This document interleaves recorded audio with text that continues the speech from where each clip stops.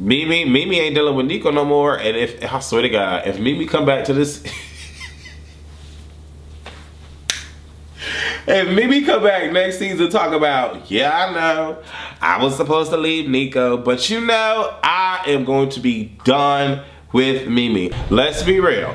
Joseline and Stevie J got everybody watching this reunion. Joseline and Stevie J got all the ratings up high for this reunion. Let's be real, let's be honest. You can't tell somebody that they doing crack cocaine knowing damn well that they probably do crack cocaine and probably was on crack cocaine at the time and think that that crack addict is just gonna sit her ass down and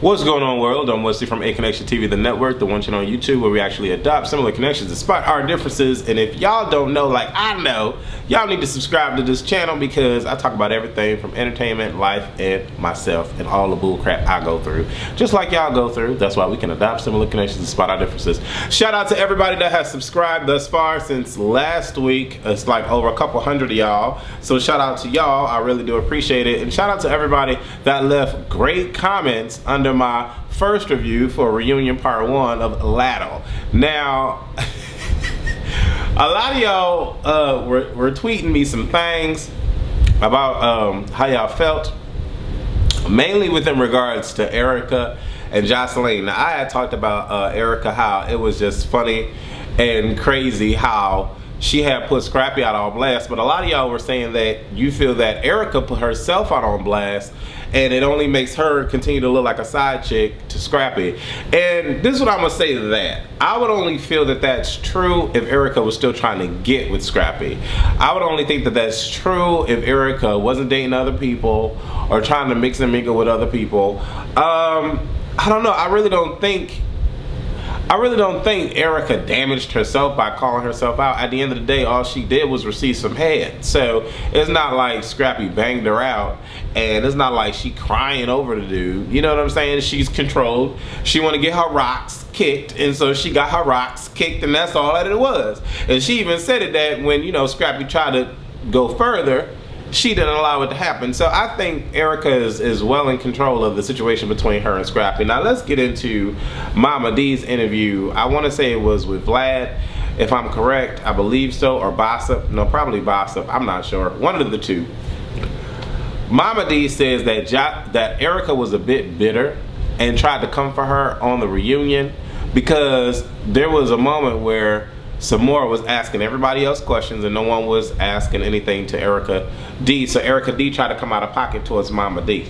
I hope that that's not the way Erica was trying to do it, because I'm not going to say Mama D is lying, but I don't know, it just seemed so much more appealing to watch the two of them go through everything that they went through in the past and then for them to get back together and be cordial with one another. So the fact that Erica D basically tried to come for Mama D on the reunion just to get some camera time, that's crazy, and that doesn't sit well with me as far as how Erica likes to present herself on TV.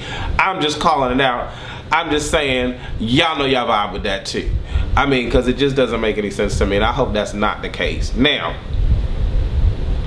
a lot of y'all were saying that Joseline had every right to get up and so forth and so on. So of course, this whole part two of the reunion is dedicated to the events that occurred because of Joseline and Stevie J. Let's be real. Joseline and Stevie J got everybody watching this reunion. Joseline and Stevie J got all the ratings up high for this reunion. Let's be real, let's be honest. Everybody wants to sit up on that low panel and try to be cute and try to be sophisticated like they're going to the Oscars and everything. But the Love and Hip Hop arena is not the Oscars. Okay, let's be 100 with that. Okay, and there's not gonna be so many times you're gonna sit here and disrespect my name or call me out of my name and I'm just gonna sit down and take it because we're at the reunion. No, you know what I'm saying? So on one side I understand Joseline getting up and going crazy, and on the other hand I understand that she does have little kids watching this that idolize her for whatever particular reason, and I think she has a responsibility to conduct herself with a high level of maturity. I just feel that she owes that to the people that claim to love her and Team Joseline and ride for her and all that. I mean, it just didn't make any sense. It really didn't. But you can't tell somebody that they doing crack cocaine, knowing damn well that they probably do crack cocaine and probably was on crack cocaine at the time, and think that that crack addict is just gonna sit her ass down and and not try to attack you. If Joseline is on some stuff, you can't say that to somebody that's on some stuff, because they not gonna sit still. They not. And Joseline got her ass up and said what and did what. And I saw this interview with Benzino and Vlad, and Benzino said that, oh, he just thought that he was gonna be able to pop off at the mouth and Stevie J was gonna get up, but Stevie J was gonna stop. And truth indeed, that's what Stevie J did, stop before attacking Benzino. But Joseline was like, no, I'm gonna attack, because y'all, I've had enough of this, I'm gonna attack you. And so that's exactly what Joseline did. But I'm so glad that VH1 showed so much of the reunion and to allow us to get closure and to understand what actually happened. We didn't need to be there. I don't need to see the raw footage, like I said in my first one, because y'all showed me everything. And when each person came up to talk about their situation, we were able to see what had happened. So I don't know about y'all. I asked y'all this on the live tweet feeds. I said, do y'all think Joseline acted appropriately? And this is what y'all had to say.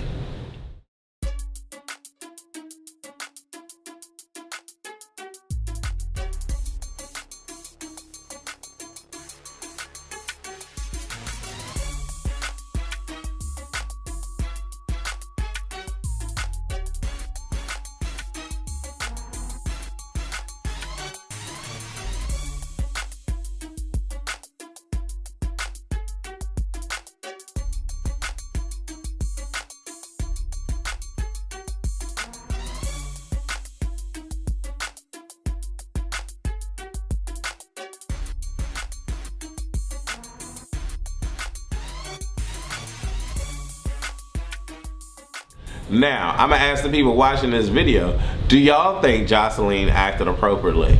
Okay, and leave comments below the video. Like I said, I'm 50-50. I think that Benzino and Althea should have been prepared. Like I said, they sat their yellow asses down, didn't think that shit was gonna pop off. Benzino thought that he could call somebody a crackhead, knowing damn well that they was hot for a reason and not have anything happen to him. He said he thought they was gonna stop. But y'all, did y'all see Benzino's reaction when he saw Althea getting hit by Joseline? How forcefully he pushed Joseline off of her? I was like, damn. And Benzino said that in the Vlad interview. He said, I don't care what you are, a dog, a female, a cat, a parakeet, you're not gonna touch my woman. And he was sitting in there on the couch with his father saying that my father raised me to protect our women, and that's what I'm going to do, protect my women. And he said that Joseline was leaking. I don't know about all that. We didn't see all of that. I'm sure they wasn't going to show blood on this particular filming, but I don't know. Benzino and Althea, like I said in the beginning, you can't talk about somebody and think that you're just going to be able to just talk about them and talk about them and talk about them and talk about them and no consequence is going to come to you from them. You can't think that. In today's world, of the world stars, of the Love and Hip Hops, Atlanta and LA's and New York's, I mean, you just, come on, really? So I'm not shocked that Joseline got up. I'm just elated that both of them got up and they were both ride or die. Like I said in my first reunion part, both of them got up and they was both ride or die, and Benzino and Althea should have been freaking ready. Now, the shit that happens afterwards, where Joseline goes on a rampage and she goes to attack Tammy. Now, this is where things go left, and this is where things go wrong, and this is where things should not have occurred the way that they did. Tammy did not say anything about Joseline. Tammy wasn't even thinking about Joseline. Tammy was just getting herself together, sitting there with Mama D, Bam, and Deb right over her. And then out of nowhere, Joseline just attacks Tammy. That was uncalled for. That made no goddamn sense. I mean, you can see the rage in Joseline's eyes, and I still to this day feel bad. I feel bad for this girl. I feel bad for this girl. But when she attacked Tammy, Deb was like, oh no, bitch. Dad was like, oh no, bitch, you ain't about to sit here and attack my daughter-in-law when she was blindsided, wasn't even paying attention to you. You just gonna run up on her and attack her. And when Tammy got loose, oh my God, the rage that was in Tammy's eyes. She was like, let me go, let me go. And when she got loose, she tried to run over there with some glass trophy or whatever they had that was decorating the background of the set. I don't know.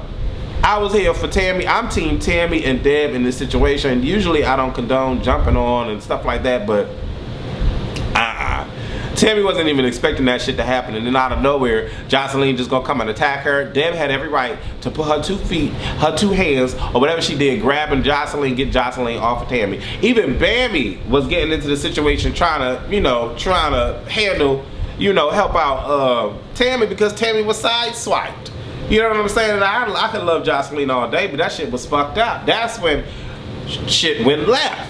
Okay, and so we get to I love Tammy's reaction though about it. I really do. Tammy was like, oh, she tried.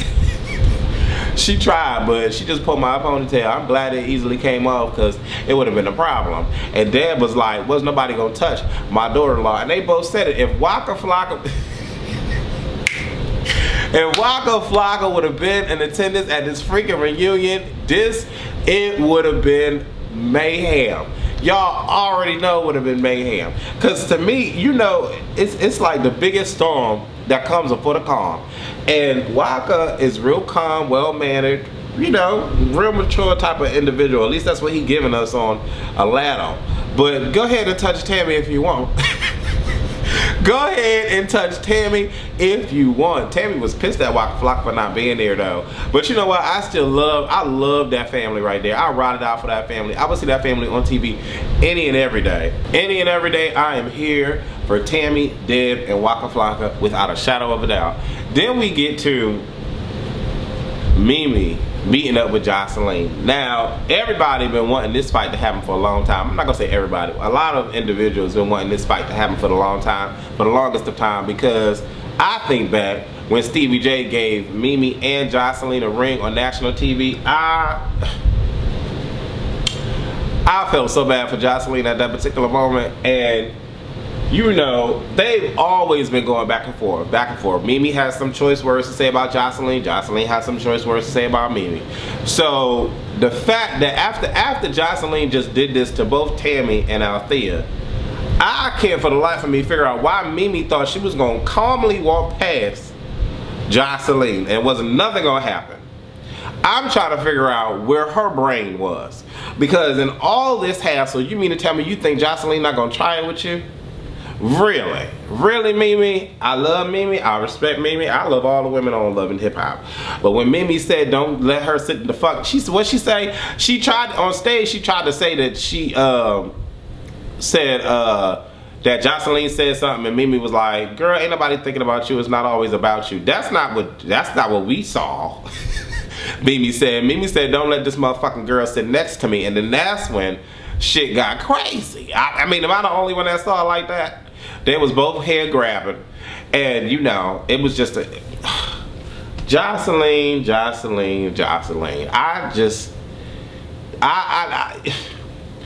I don't know. I really don't know. What do y'all think? What do y'all think about this girl?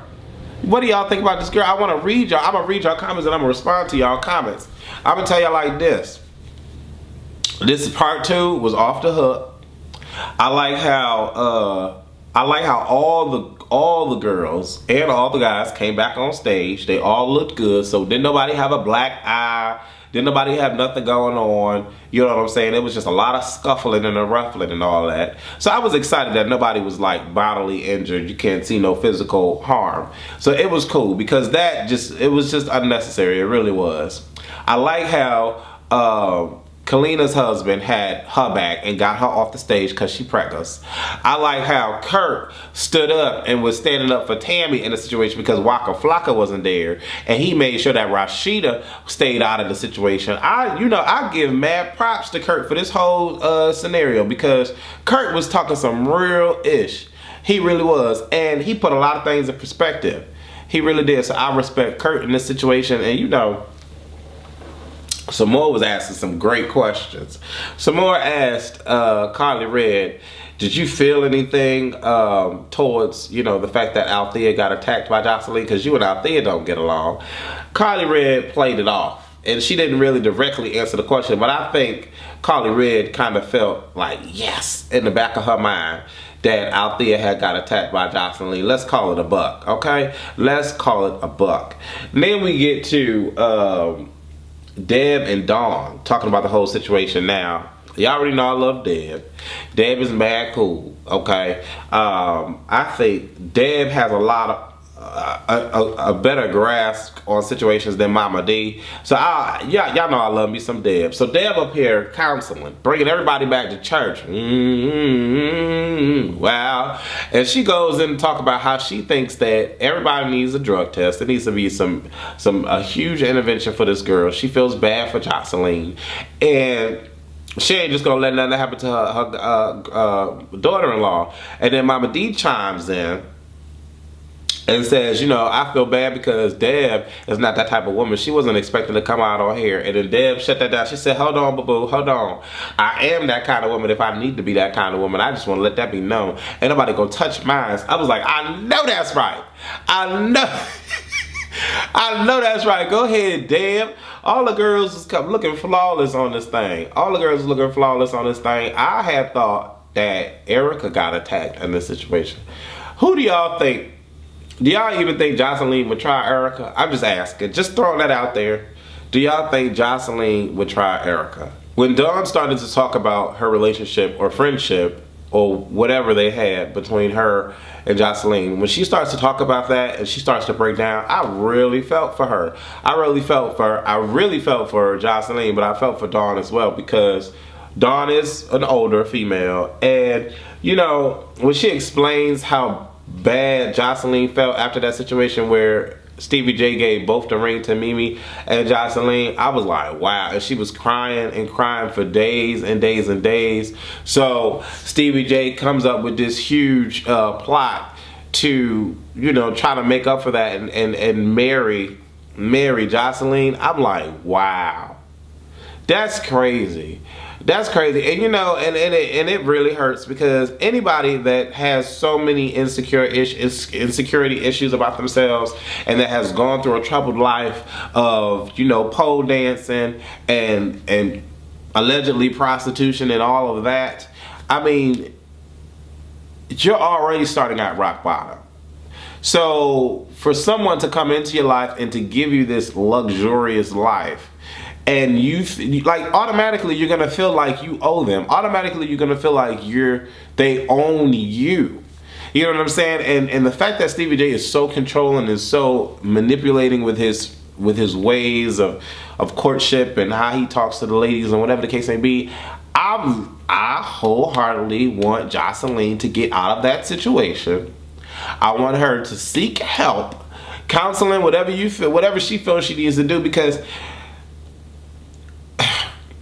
regardless of how she tries to claim that it was bound to happen, there was no reason for her to react the way that she did and how she did. It was no reason, because she has a moral obligation to the young people that are watching.